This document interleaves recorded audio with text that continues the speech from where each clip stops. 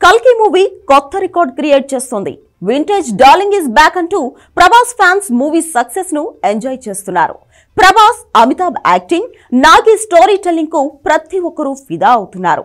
Nagi cinematic universe కు trailer లాంటి first part అభిమానుల మనసులను కొల్లగొట్టేసింది.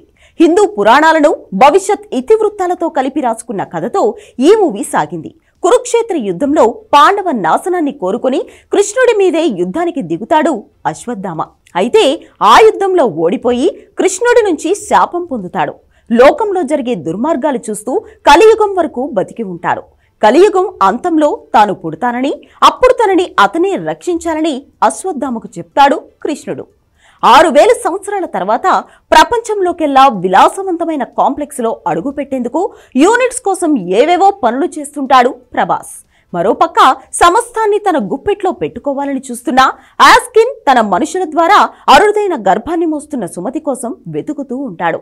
చివరికి వీరందరూ శంబళలో కలిసే పరిస్థితి వస్తుంది. దీనికి ముందు తర్వాత జరిగేది అసలు స్టోరీ.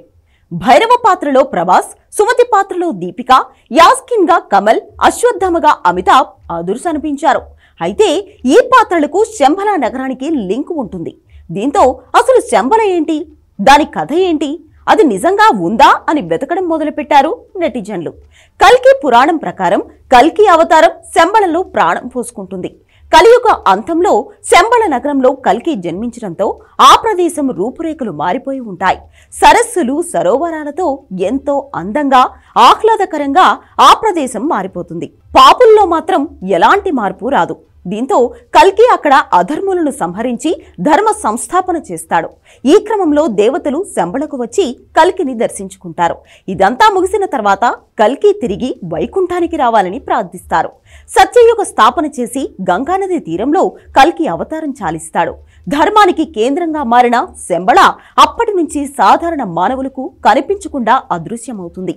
ఎంత కథ ఉన్న ఈ ప్రదేశం గురించి నాగశ్విన్ కల్కి సినిమాలో ఎంతో అద్భుతంగా చూపించారు.